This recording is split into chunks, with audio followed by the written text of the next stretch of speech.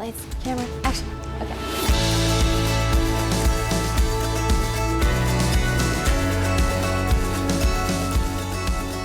You are watching Food as Medicine TV, where we help you heal from the root cause using food as medicine. Or in this case, we're going to talk about sometimes when food is not your medicine, even healthy food. Today's episode is quite controversial. It's based upon Steven Gundry's book, The Plant Paradox, if you've heard of it, where he explores lectins in plants and how they can have an adverse effect on our immune health. Lectins are proteins in plants which can bind or stick to cell membranes through carbohydrates or sugar. And they can affect our cell-to-cell interaction through these molecules sticking together.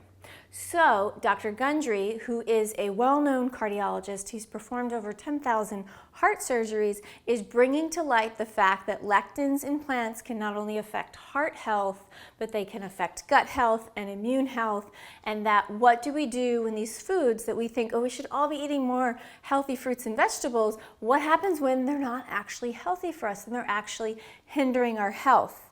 Now, I am not entirely sure where I stand on this topic, and so I want you to know I'm not telling you not to eat lectins or plants with lectins, because so many of you are going to go, what is it that I can actually eat now, right? Nutrition is the most controversial field. So after researching the book, looking into lectins, and myself taking over 15,000 people through gut and immune healing programs, this is pretty much my take.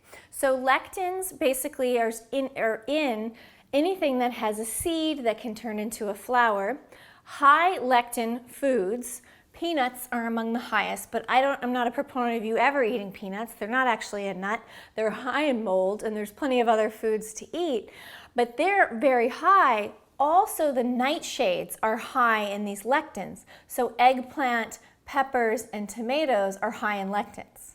Now, basically anything they're categorizing with a seed in the middle counts as a fruit. And so fruits, the seeds and the skin, not the actual meat, can be higher in lectins. So when I've got a butternut squash here, cucumber, right? These are actually fruits that have the seeds inside.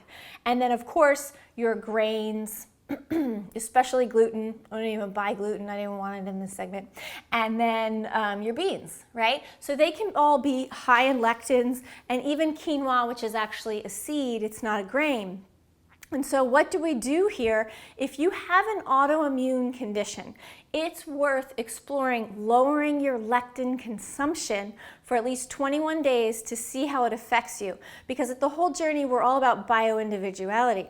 If you heal the gut, right, truly heal the gut and the immune system, I say you should be able to handle lectins just fine. I'm never, as 100% Italian, plan to give up tomatoes, and I don't expect you to, but if you have an immune condition and you're in chronic pain, this is something that may work for you.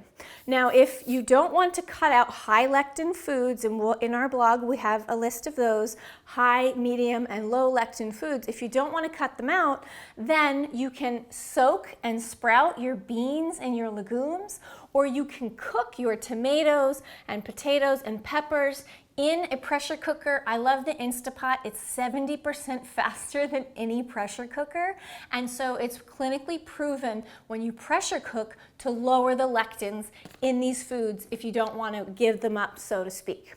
So it's just something to think about. Now, everything here are the lowest in lectins, so the safest foods, right, for inflammation, which we have our leafy greens, olives and olive oil, very healthy for you. Brussels sprouts represent the cruciferous family of vegetables. So I'm talking about cabbage, cauliflower, broccoli, and Brussels sprouts.